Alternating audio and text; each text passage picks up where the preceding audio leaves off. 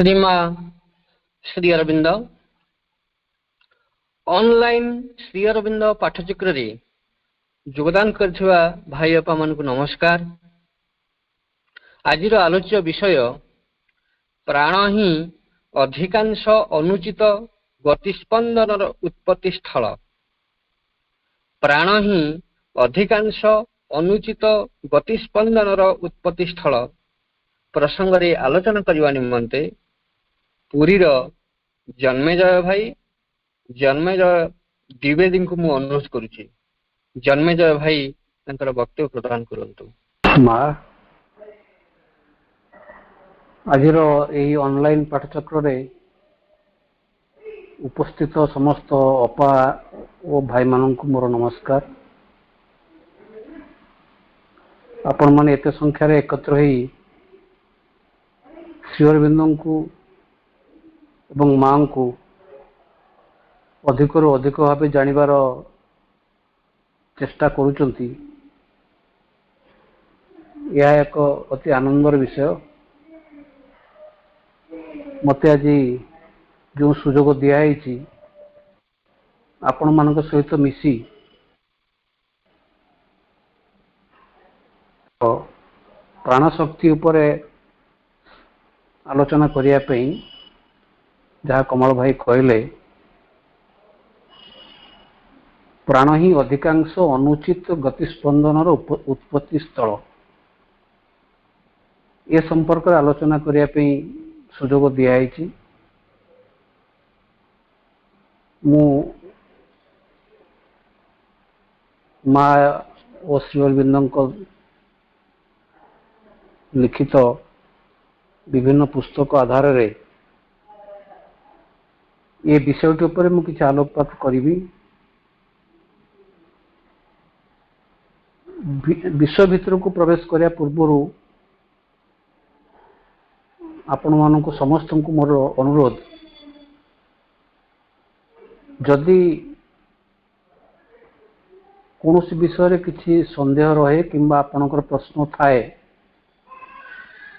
आज आलोचना को लेकरी तेबे आपण माने ये प्रश्न कमल भाई को देले आमे आउ एक प्रसंग रे एको अधिक विस्तृत भाव आम आलोचना करि परिबा। विश्व भितर को यह प्रवेश करवा माँ कहते जे आमर विभिन्न सत्ता अच्छी एवं साधना करिवार परिप्रेक्षी रे ये सत्ता मानकर कार्य संबंध रे विशेष भाव जानिबार आवश्यकता आमर रही।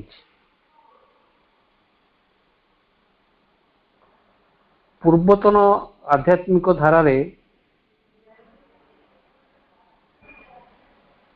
अन्वेषी माने निज संपर्क रे विशेष जानिया पई चेष्टा करुनथिले किंबा तांका पई कोन सुजोग मध्य नथिला। किंतु आमर इंटेग्राल जोगर धारा होउछि जे आमे आमर निज संपर्क रे आम भितरे सत्ता माने जो ढंगरे काम करुचंती से संपर्क आमे विशद भाव जानिबा। यार एक विराट प्रासंगिकता रही। माँ बहिर द्वितीय अध्याय रे श्री अरविंद आमको देखाई शरीर स्तर रे मन स्तर रे तथा प्राण स्तर रे केउं प्रकार गति प्रकृति समूह साधन पथरे आमर प्रतिबंधक भाव कार्य करती, जहाँ को आमको प्रत्याख्यान करने पड़ो। जो माने आमर साधना दिगरे अंतराय सृष्टि करुचंती आम भीतर सत्ता जो माने अंतराय सृष्टि करुचंती आमे तांको जानिबा एवं आमे तांको प्रत्याख्यान करिबा। Rejection is also a part of our sadhana. प्राण स्तर रे उत्पन्न एही प्रतिबंधक समूहंकर संख्या ଅତି ଦୀର୍ଘ ତଥା ଆମର ଚରିତ୍ର ସହ ଏପରି ସେମାନେ ଘନିଷ୍ଠ, ସେମାନେ କେବଳ ଆମକୁ ଆଧ୍ୟାତ୍ମିକ ଜୀବନ ନୁହେଁ, ଏପରିକି ଏକ ସାଧାରଣ ସୁସଂଗତିପୂର୍ଣ୍ଣ ଜୀବନ ବଞ୍ଚିବା ଦିଗରେ ମଧ୍ୟ ପ୍ରତିବନ୍ଧକ ହୋଇ ଠିଆ ହୁଅନ୍ତି।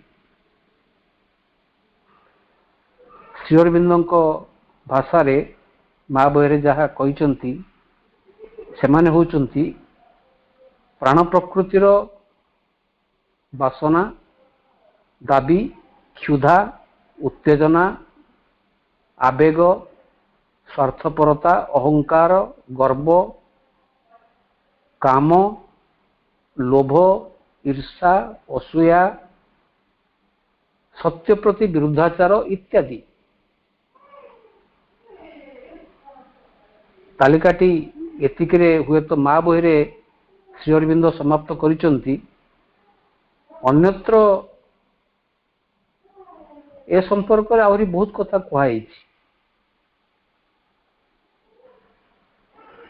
କିପରି ପ୍ରାଣର ଏସବୁ କାର୍ଯ୍ୟାବଳୀ ଆମର ଜୀବନ କ୍ଷେତ୍ରରେ ଆମକୁ ସହାୟ କରିବା ପରିବର୍ତ୍ତେ ଆମର ଅଗ୍ରଗତିରେ ଅନ୍ତରାୟ ସୃଷ୍ଟି କରୁଛି। କହିବା ଅନାବଶ୍ୟକ,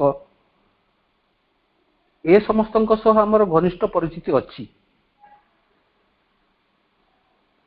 ଆମେ ଯଦି ଟିକେ ନିଜ ଭିତରକୁ ଦେଖିବା, ନିଜ ଭିତରକୁ ଦେଖିବାର ତ ଆବଶ୍ୟକତା ରହିଛି।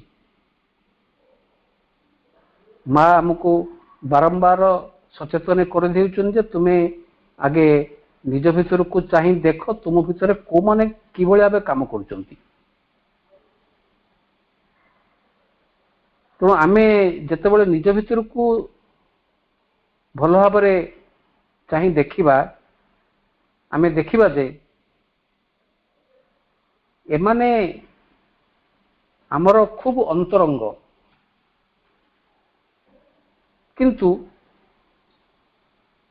ବାସ୍ତବରେ ଆମର ଅନ୍ତର୍ଜୀବନ ସହିତ ଏମାନଙ୍କର ବିଶେଷ ସମ୍ବନ୍ଧ ନାହିଁ। କିନ୍ତୁ ଆମର ବାହ୍ୟ ଜୀବନ ଏଇମାନଙ୍କୁ ନେଇକରି, ଏମାନଙ୍କର କର୍ମଚଞ୍ଚଳତାକୁ ନେଇକରି ବହୁତ କର୍ମମୟ ହେଇକି ରହିଛି। ତେଣୁ ଆମର ବାହ୍ୟ ଜୀବନ ସହିତ ଏମାନେ ଘନିଷ୍ଠ ଭାବେ ସମ୍ପୃକ୍ତ ଏବଂ ସେ ସମ୍ପୃକ୍ତିଟା ର ମୁଖ୍ୟ ଦିଗ ହେଲା ଯେ ଆମେ ଯେତେବେଳେ ବୃହତ୍ତର ଜୀବନ ଦିଗରେ ପଦକ୍ଷେପ ନେବା ପାଇଁ ଯାଉ, ସେମାନେ ବାଟ ଓଗାଳନ୍ତି।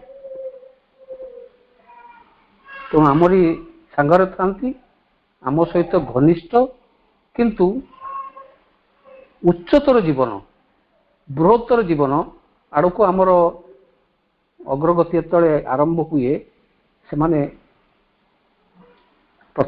ପ୍ରତିବନ୍ଧକ ସୃଷ୍ଟି କରନ୍ତି। ଯଥାର୍ଥରେ ଉଚ୍ଚତର ଜୀବନ ଆଡ଼କୁ ଅଗ୍ରଗତି ନିମନ୍ତେ ଆକାଂକ୍ଷା ଦିଗରେ ବାହ୍ୟ ସଂସାର ପ୍ରତିବନ୍ଧକ ନୁହେଁ।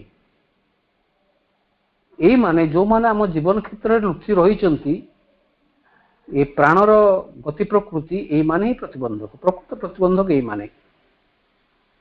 ଏମାନେ ବହୁତ ଜିଦଖୋର, ନଛୋଡ଼ ବନ୍ଧା। ସହଜରେ ସେମାନେ ଆମକୁ ସାହାଯ୍ୟ କରନ୍ତି ନାହିଁ, ଆଉ କୌଣସି ନା କୌଣସି ବାଟରେ ସମସ୍ୟା ମଧ୍ୟ ଠିଆ କରନ୍ତି। ଆମର ପୂର୍ବସୂରୀ ଆଧ୍ୟାତ୍ମିକ ପଥର ଯାତ୍ରୀ ଯୋଉମାନେ ଥିଲେ, ଅନ୍ୱେଷୀମାନେ, ସେମାନେ ମଧ୍ୟ ଏମାନଙ୍କୁ ଜାଣିଥିଲେ। ଏମାନଙ୍କୁ ନେଇ ବହୁ ସମସ୍ୟାରେ ତାଙ୍କର ସାଧନା ପଡ଼ିଥିଲା।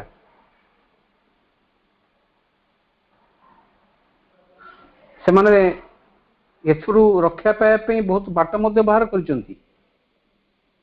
ହଠ ଯୋଗ, ପ୍ରାଣାୟାମ କରି ଶରୀରଗତ ସମସ୍ୟା ମାନଙ୍କୁ ଆୟତ୍ତ କରିପାରିଲେ। ଧ୍ୟାନ ଧାରଣା ମାଧ୍ୟମରେ ମନର ଚଞ୍ଚଳତାକୁ ସେମାନେ ଆୟତ୍ତ କରିପାରିଲେ। କିନ୍ତୁ ପ୍ରାଣ ସ୍ତରରେ କାର୍ଯ୍ୟ କରୁଥିବା ଏହି ପ୍ରବୃତ୍ତି ମାନଙ୍କୁ କିପରି ସାମ୍ନା କରିବାକୁ ହେବ ସେମାନେ ତା ଜାଣିନଥିଲେ। ସେମାନେ ଭାବିଲେ ତ ସେମାନେ ତାଙ୍କୁ ସାମ୍ନା କରିପାରୁନାହାନ୍ତି, ତେଣୁ ସଂସାର ତ୍ୟାଗ କଲେ, ସନ୍ନ୍ୟାସୀର ପଥ ଗ୍ରହଣ କଲେ ପ୍ରାଣର ଗତି ପ୍ରକୃତିକୁ ସେମାନେ ଆୟତ୍ତ କରିପାରିବେ। ସେଥିପାଇଁ ସନ୍ନ୍ୟାସୀର ମାର୍ଗ ହିଁ ପ୍ରକୃଷ୍ଟ ମାର୍ଗ, ସେମାନେ ଏହା ହିଁ ଭାବିଲେ। ତେଣୁ ସଂସାର ତ୍ୟାଗ କରିକି ନିଭୃତରେ ସାଧନା କରିବା ପାଇଁ ସେମାନେ ପଳାଇଗଲେ। ପ୍ରାଣର ଉଦ୍ବେଳନକୁ ଆୟତ୍ତ କରିବା ନାଁରେ ଶରୀର ଉପରେ ସେମାନେ ଅତ୍ୟାଚାର କଲେ। ବର୍ଷ ବର୍ଷ ଧରି ଉପବାସ କଲେ। କାହିଁକି ନା ଉପବାସ କଲେ କ୍ଷୁଧାର ତାଡ଼ନାରେ ପ୍ରାଣର ଗତି ପ୍ରକୃତି ସେମାନେ ଶାନ୍ତ ହେଇଯିବେ। ଅନିଦ୍ର ରହିକରି ସାଧନା କଲେ, ପ୍ରଚଣ୍ଡ ରୌଦ୍ରରେ ଧ୍ୟାନ କଲେ, ଗୋଟିଏ ଗୋଡ଼ରେ ଠିଆ ହେଇକରି ପାଣିରେ ବୁଡ଼ିକିରି ଇତ୍ୟାଦି ଇତ୍ୟାଦି ବହୁତ କିଛି ଆୟାସପୂର୍ଣ୍ଣ ଢଙ୍ଗରେ ସେମାନେ ସାଧନା କଲେ। ଜୀବାତ୍ମା ପରମାତ୍ମାଙ୍କର ସାନ୍ନିଧ୍ୟ ପାଇଲା। ତାଙ୍କ ସାଧନା ଯେ ସବୁକିଛି ପାଣିରେ ମିଶିଗଲା ତା ନୁହେଁ, ତାଙ୍କର ଯାହା ଆକାଂକ୍ଷା ପୂରଣ ହେଲା। କିନ୍ତୁ ପ୍ରାଣ ସ୍ତରରେ ଏଇ ଯୋଉମାନେ ରହିଛନ୍ତି, କ୍ରୋଧ, କାମନା, ଈର୍ଷା, ସଂକୀର୍ଣ୍ଣତା ଇତ୍ୟାଦି ଇତ୍ୟାଦି, এই ଯେଉଁ ପ୍ରାଣିକ ଗତି ପ୍ରବୃତ୍ତି, ସେମାନେ ଯେମିତି ଥିଲେ ସେମିତି ସେମାନେ ରହିଗଲେ। ତାଙ୍କୁ ସେମାନେ ଓଭରକମ୍ କରିପାରିଲେ ନାହିଁ। ତେଣୁ ମଣିଷ ଦେବତା ହେବାର ଆକାଂକ୍ଷା ଯେଉଁ ପୋଷଣ କରିଥିଲା ସେ ଅପୂରଣୀୟ ହେଇକି ରହିଗଲା, କିଛି ଲାଭ ହେଲାନି କେବଳ ଏମାନଙ୍କ ପାଇଁ। ଇଏ ହେଲା ତ ଆଧ୍ୟାତ୍ମିକ ଜୀବନର ସାଧନାର କଥା। ସାଧାରଣ ଜୀବନ କ୍ଷେତ୍ରରେ ଦେଖିଲେ, ସେ ବ୍ୟକ୍ତିଗତ ଜୀବନ ହେଉ କିମ୍ବା ସାମାଜିକ ଜୀବନ, ସର୍ବଦା ଲକ୍ଷ୍ୟ ହେଉଛି ଏକ ସୁସଂହତିପୂର୍ଣ୍ଣ ସୁସୌମ୍ୟ ଜୀବନ ନେଇକି ବଞ୍ଚିବା। ଶରୀରକୁ କର୍ମଦକ୍ଷ, ଶକ୍ତିପୂର୍ଣ୍ଣ, ନିରୋଗ ରଖିବା ଦିଗରେ ମଣିଷ ବହୁତ କିଛି ହାସଲ କରିପାରିଛି। ଶରୀର ସ୍ତରରେ ବହୁତ କିଛି ହାସଲ କରିପାରିଛି। ଆମେ ତ ଅନ୍ୟତ୍ର ଜାଣିଛୁ ଯେ ପ୍ରକୃତି ଆମ ଶରୀରରେ ଯେଉଁ ପରଫେକ୍ସନ ଦେବା କଥା ଦେଇ ସାରିଛି। ମନକୁ, ଆଜିର ମଣିଷ ମନକୁ ମଧ୍ୟ ଉତ୍କର୍ଷ କରିପାରିଛି, ଦକ୍ଷ ବି କରିଛି। ଇଣ୍ଟେଲିଜେନ୍ସ ପଏଣ୍ଟ ଅଫ୍ ଭ୍ୟୁରୁ ଦେଖିଲେ ଆମେ ବହୁତ କିଛି ହାସଲ କରିଛୁ। କିନ୍ତୁ ପ୍ରାଣ ଶକ୍ତିର ପ୍ରବୃତ୍ତିକୁ ସୁଶିକ୍ଷିତ କରିବାର ଉପାୟ ଏପର୍ଯ୍ୟନ୍ତ ଆଧୁନିକ ମଣିଷ ଆବିଷ୍କାର କରିପାରିନି। ଫଳରେ ପ୍ରାଣ ମନ ଏବଂ ଶରୀର ଉପରେ ତାର ଆଧିପତ୍ୟ ବିସ୍ତାର କରି ରଖିଛି ଏପର୍ଯ୍ୟନ୍ତ। ପ୍ରକୃତରେ କ'ଣ ହେବା କଥା? ପ୍ରକୃତରେ ମନୋମୟ ପୁରୁଷ ପ୍ରାଣ ଶରୀର ନେତା, ଧାରାଟି ଏଇଆ। ଶରୀର, ପ୍ରାଣ, ମନ ଏ ତିନିଙ୍କର କମ୍ବିନେସନ ହିସାବରେ ଆମେ ଦେଖିଲେ ପ୍ରକୃତରେ ମନୋମୟ ପୁରୁଷ ହେଉଛି ନେତା ହେବା କଥା। କିନ୍ତୁ ମନଟି ଏପର୍ଯ୍ୟନ୍ତ ନେତା ହେଇପାରି ନାହିଁ। ପ୍ରାଣ ଉଭୟ ମନ ଏବଂ ଶରୀରକୁ ନିୟନ୍ତ୍ରିତ କରିକି ପରିଚାଳିତ କରୁଛି। ଆମେ ଦେଖିବାକୁ ଗଲେ ଆମର ମୋଷ୍ଟଲି ଏ ଭାଇଟାଲାଇଜ୍ଡ ମାଇଣ୍ଡ। ପ୍ରାଣଶକ୍ତି ଯେହେତୁ ଏକ ଅନ୍ଧ ଶକ୍ତି, it is a mechanical power, mechanical energy. ସେହି ଅନ୍ଧତ୍ୱ ମନ ଏବଂ ଶରୀରକୁ କବଳିତ କରି ରଖୁଛି। मन अधिक आलोकित, साधारणतः मन अधिक आलोकित, किंतु प्राण तार आधिपत्य मन उपर विस्तार कर रखी, जो भू प्राचुर्य सत्वे आजिर समाज को आम देखिले, आजिर सभ्यता को देखिले आमे बहुत किसी करि परिचु, बहुत किसी आम हासिल करि परिचु। बहुत प्राचुर्य सत्वे आमर बहुत शिक्षा मध्य आम हासिल करिचु। शिक्षा सत्वे, बुद्धि एवं ज्ञान सत्वे व्यक्तिगत जीवन समस्या, हताशा, सामाजिक जीवन रे हिंसा, विभ्राट, आमर साधारण सुसंगतिपूर्ण जीवन बंचिबार जो अभिप्सा ताकू क्षत विक्षत कर चली। आमे देखुचु जे जो माने समाजर बहुत उच्च स्तर रे अछंती बुद्धिमान व्यक्ति माने जीवन को लेकिन दुर्विषय होकर आत्महत्या करुचंती। ये बहुत किसी सूचई दिए। आमर आध्यात्मिक अभिष्ठा तो भिन्न एक कथा, साधारण जीवन यापन पई ये मन प्राण शरीर जो कॉम्बिनेशन, बैलेंस कॉम्बिनेशन रहा कथा। मन अधीन रे प्राण एवं शरीर काम करिवे, सेटा रही पारनी। आध्यात्मिक अभिप्सा प्राण प्रकृतिर मैजिक प्ले पाखरे पराभूत ही रही। आम जानिचु आध्यात्मिक गुरु माने जेल भितर अछंती। विभिन्न आश्रम सब तैयारी होती आध्यात्मिक साधना निमंते, साधनार पीठ, से सबू निम्न प्रवृत्तिर केंद्र पलटि। ये सबू कार्य पाई आमर प्रकृत रे ये जो प्राणर गति प्रवृत्ति गोटे दायी। आमे एपरि किछि करि पारिनु जाहाकु नेकरी आमे तापर विजय लाभ करि परिबा बा ताकू ठीक बाटको आमे आनी पारिबा। ए प्रसंग रे आमे देखिबा जे से प्राण कहले आमे कोनटा बुझू। श्री अरविंद ताकू लाइफ बोली कहउचंती, भाइटाल बोली तो कहिचंती।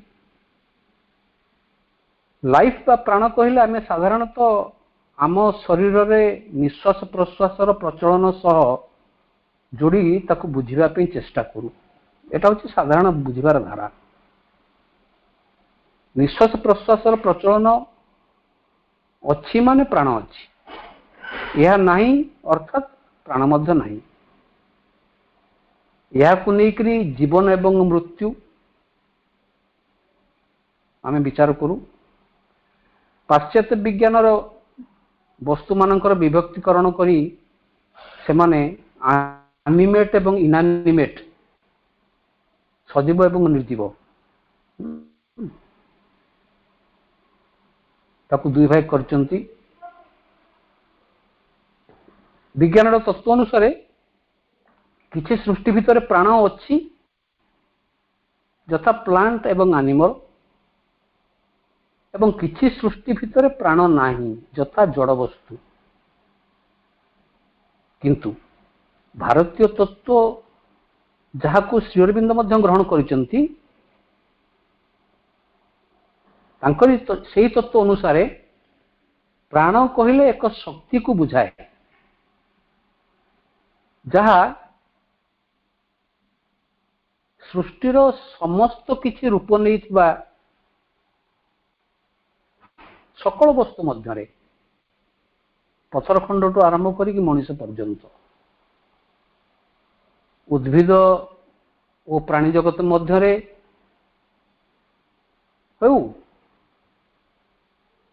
किंबा जड़ भितर हो समस्त भितर प्राणर से शक्ति कार्य करे।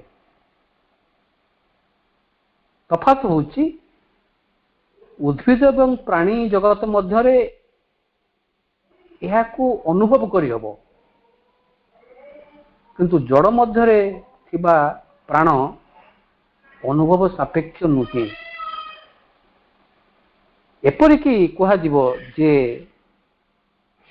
जो प्राणमय सत्ताटी मृत्यु लाभ करुची से मृत्यु प्रपीड़ित शरीर भितर मध्य प्राण अच्छी। यह हूँ भारतीय तत्वर कथा। जड़ मध्य प्राण अनुभव सापेक्ष नुहे कहीं अति नगण्य भाव एथिरे से संपृक्त होकर रही संगुप्त होकर रही। साधारण दृष्टि द्वारा जानिबा सेटा संभवपर नुहे। श्री अरविंद यह the principal agent in maintaining existence and furthering its activity बोली कहते। प्रिंसिपल एजेंट एको नहीं सब जिन को बुझा पड़ो। समस्त भितर से मेकानिजम टी रही। वर्तमान देखा गले वर्तमान पदार्थ विज्ञान विशेषकर क्वांटम तत्व प्रमाण कर सारा जे जड़ वस्तुर क्वांटम पार्टिकल मध्य प्रतिक्रिया देखाइबार से माने समर्थ। आमे माने ये जो प्रतिक्रिया किए देखी पारे आमे साधारणतः एनिमेट ठू आमे आशा करिवा प्रतिक्रिया तांको आमे पाइबा। एनिमेट प्रत्येक कोष बा प्रत्येक आटम प्रतिक्रिया देखी पारे किंतु विज्ञान मध्य स्वीकार फिजिक्स मध्य स्वीकार कलानी जे जड़ वस्तु मध्य प्रतिक्रिया देखी पारुछि। ए प्रसंग रे बहुत गोटे मांकर सुंदर गोटे प्रार्थना अच्छी। मार्च 13, 1914 रे प्रार्थना आमे जानी मांकर जो प्रार्थना संग्रहटी ये मांकर स्पिरिचुअल ऑटोबायोग्राफी। मार्च 13, 1914 यही दिन रे अर्थात भारत अभिमुखे आसवा फ्रांस छाड़िबार प्रस्तुति पर्व से प्रसंग रे प्रार्थनाटी लिखाई जे माँ जो कोठरी रे थिले से कोठरी रे जो खट चेयर आमे आम भाषा रे ताकू इनानिमेट बोली कहबा माँ ताकू लिटिल नथिंग्स बोली कहिसंती। ताकू सेमानकु संबोधन करी खट चेयर इत्यादि वस्तु सकल को माँ संबोधन करी माने लेखाटी लिखिचंती। लेखाटी यही भली पढ़ुची as the day of departure draws near I enter into a kind of self communion. I turn with a fond solemnity towards all those thousand little nothings around us which have silently for so many years played their role of faithful friends. I thank them gratefully for all the charm they were able to give to the outer side of our life. तो ये जो आमे so called इनानिमेट वस्तु आमे तापर आदौ गुरुत्व दौना। आमे ताकू आमर जीवन क्षेत्र भितर से गोटे स्थिति रही उपस्थिति रही आमे केबे स्वीकार करूना। आम रूम रे खट हो कि आलमिरा हो कि चेयरटे हो आम जीवन पाई तांकर उपयोगिता अच्छी तांको प्रति आमे आमर कृतज्ञता प्रकाश करिवार आवश्यकता रही। आम एटा केबे स्वीकार करि पारना किंतु माँ सेटा कहउचंती तांको फेथफुल फ्रेंड्स बोली कहउचंती। माने मोर कहया कथा ये मांकर सेंटिमेंटल एक्सप्रेशन नुहे, भावावेगरे भासी जाई माँ एक कथा कहउचन ता नुहे। सेमानंक भितरे माँ गोटे शक्ति को देखिचंती एवं से शक्ति सहित मांकर मित्रता स्थापन हेइछि। सेमानंको व्यवहार करिबा समय भितरे मांकर तांको सहित गोटे संपर्क स्थापन हेइछि। सेही संपर्क को मने पकई कि माँ एकथा कहउचंती, माय फेथफुल कौन ना you have played, they have played their role of faithful friends. एवं माँ तांको प्रति तांकर कृतज्ञता grateful, I thank them gratefully for all the charm they were able to give to the outer side of her life।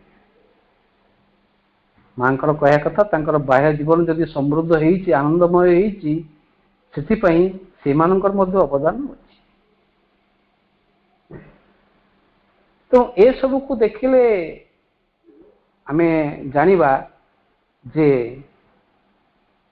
समस्त किछि भितरे गोटे शक्ति काम करूछि,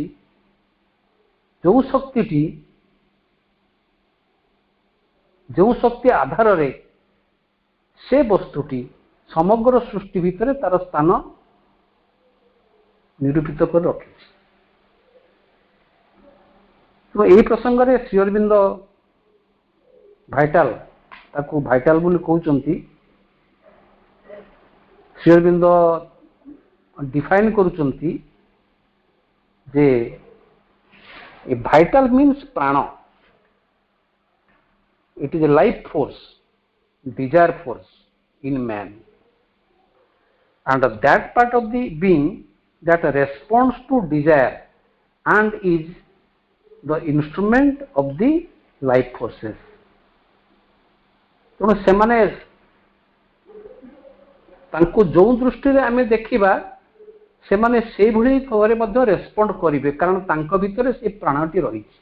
आम भितरे जो प्राण कार्य करुच्ची, प्राणर स्रोत आम भितरे जो प्राण कार्य करुच्ची, तांको भितरे मध्य सेही प्राणर स्रोतटी कार्य करुच्ची। तेणु सेमाने मध्य आमको रेस्पोंड करि पारिबे। एई होची एई जो अकल्ट सत्य माँ से आधार रे प्रार्थनाटी आनिचन। आमे देखिबा जे यार उत्पत्ति केमिति हेछि।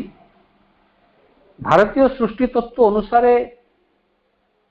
सच्चिदानंद, सत चित आनंद, ये जो त्रिगुण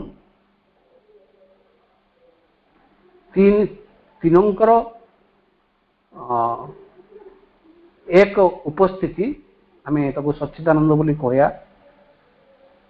जेतेबेले सच्चिदानंद रूप नेबा को आकांक्षा पोषण कले सृष्टि भितरे, से बॉडी लाइफ एवं माइंड भली त्रिस्तर सृष्टि मध्य को प्रवेश कले।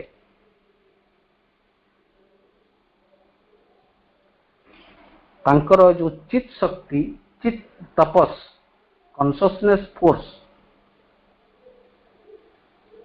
रो एक मिश्रित पार्थिव परिप्रकाश हेउची प्राण।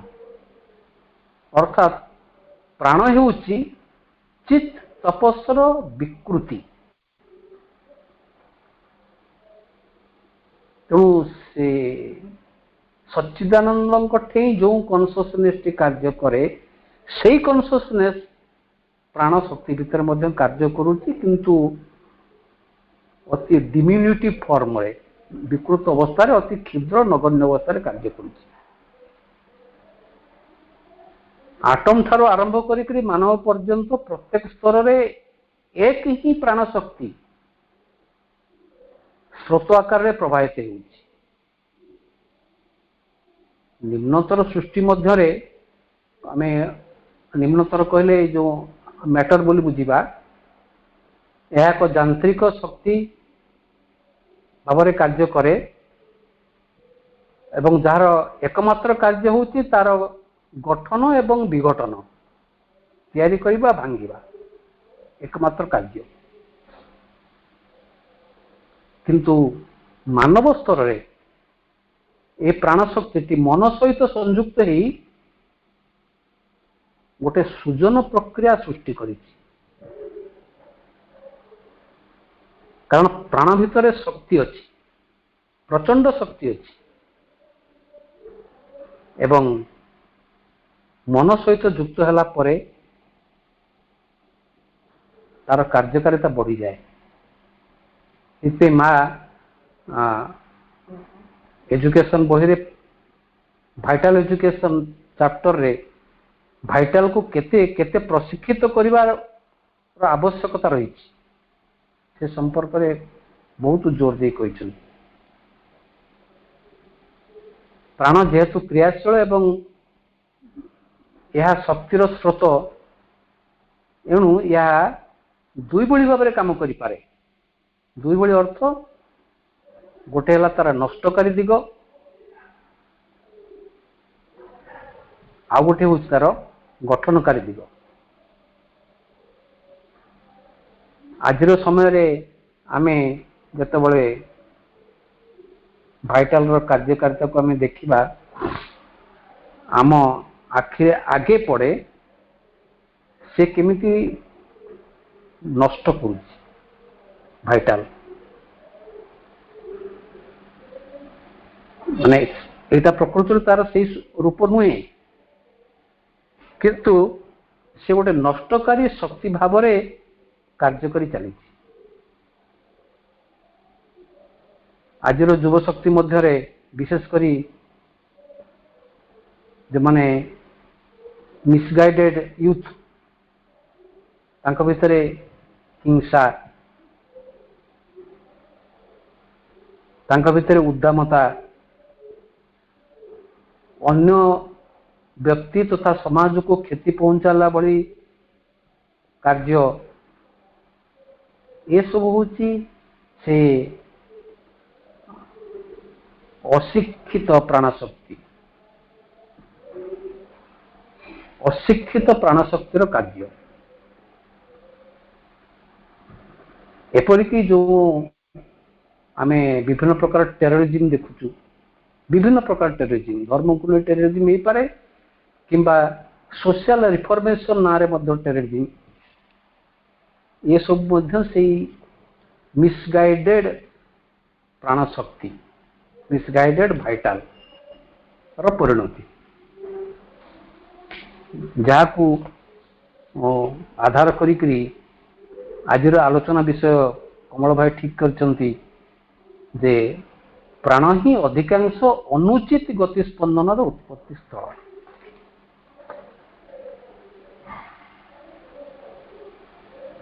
श्री अरविंद दर्शाई जे पाश्चात्य दृष्टि रे से माने भावंती जे मन एवं प्राण एक कथा गोटे उत्पत्ति स्थल से माने आछंती किंतु प्रकृति रे देखिले से नुहे।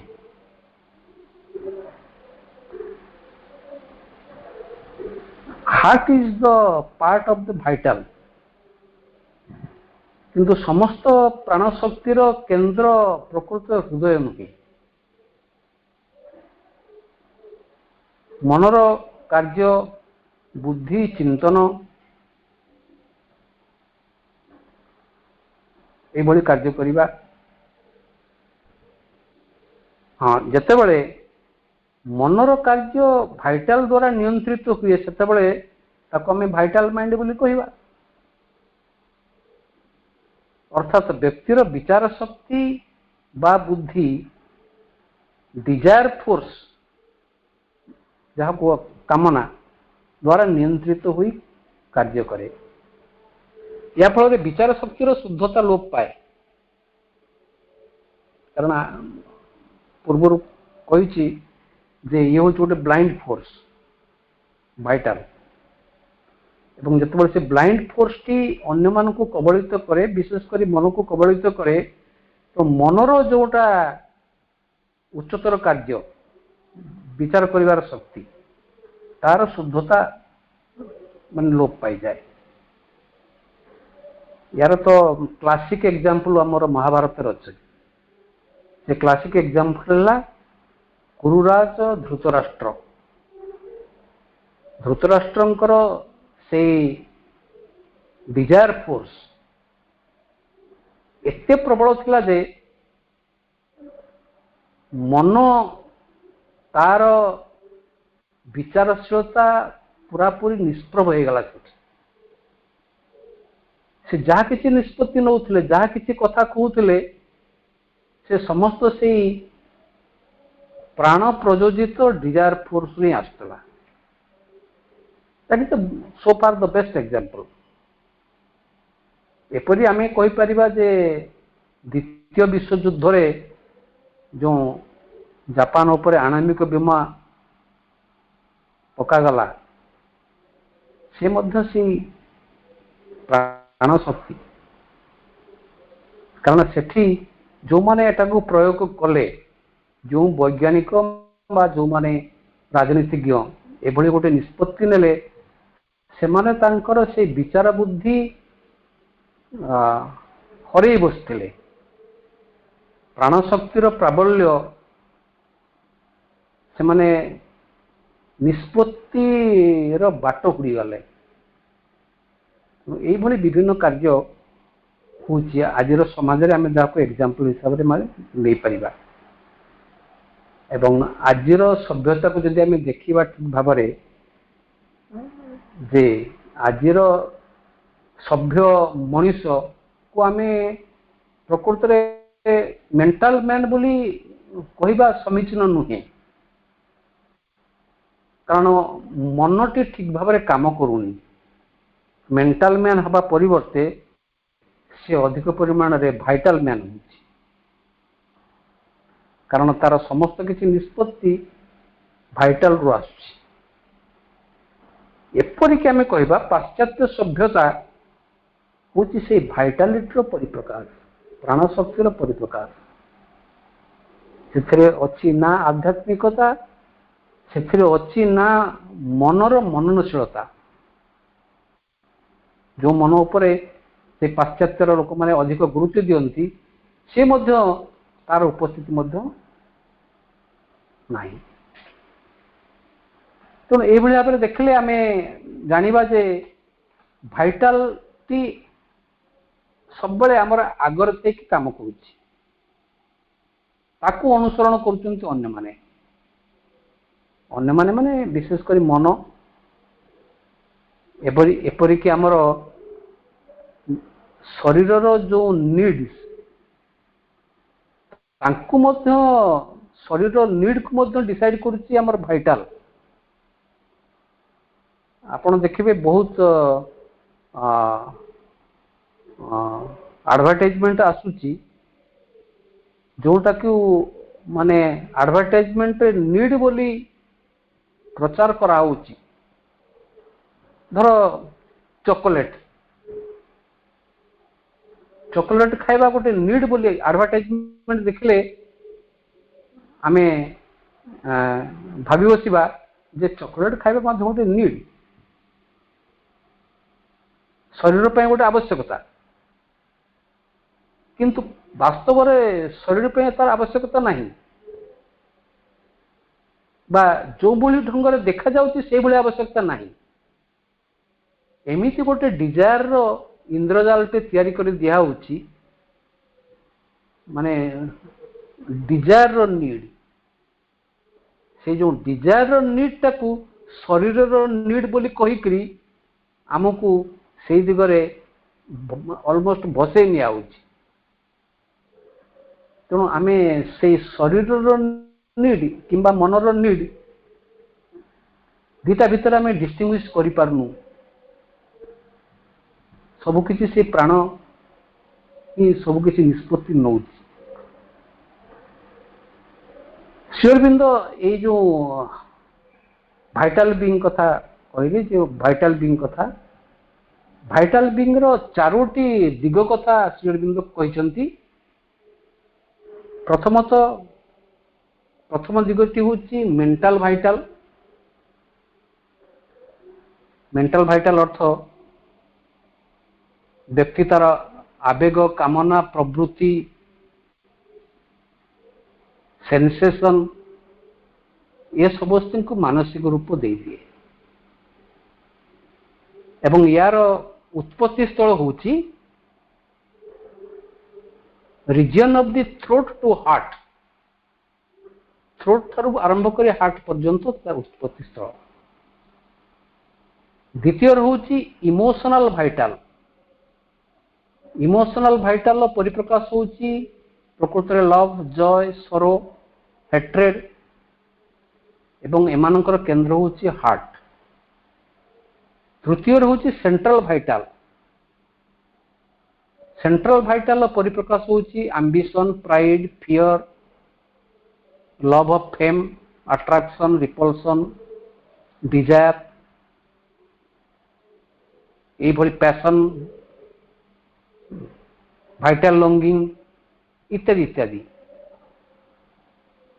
एवं लोअर भाइटाल गोटे रही जे आमे प्रात्यहिक प्रत्येक दिन जीवनचर्या जो क्षुद्र कामना, अनुभव, डिजायर फॉर फूड, खाद्य लालसा,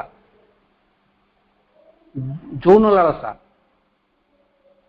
स्मॉल लाइकिंग्स, स्मॉल डिसलाइकिंग्स, अहंकार, भेनिटी, क्वारल इत्यादि इत्यादि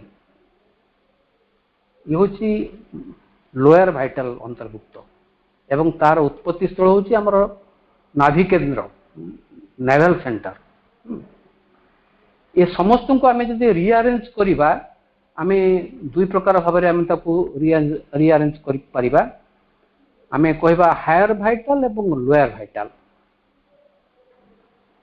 लोअर भाइटाल रो गोटे गुण हूँ आत्मकेन्द्रिकता को सी प्राधान्य दिए, जहाँ को लेकर निजर डिजायर एवं निजर पैशन को से सब जस्टिफाए करे, निजर प्रशंसा, निजर ख्याति संबंध में सब से चिंता करे। एथिरु व्यतिक्रम हेले से क्रोध देखाए एवं अहंकार बशवर्त होकरी अन्यर मध्य क्षति करिया को से पछघुंचा दिएनी। ये हूँ लोअर भाइटाल कथा। एपरिक सुइसाइडल टेंडेंसी जहाँ को आम आजिकल बेसी बहुत प्रचलित होची, ये सब हूँ से लोअर भाइटाल एवं तार केंद्र हूँ नाभि केंद्र आमर, सेठू तार उत्पत्ति स्थल जहाँ को नेवल रीजन। किंतु लोअर भाइटाल प्रकृत भाइटाल नुहे। एटा हूँ बहुत गुरुत्वपूर्ण आज विषयर आम जो कनक्लूडिंग पार्ट रे पहुंचती आम देखा जे लोअर भाइटाल प्रकृत भाइटाल नुहे।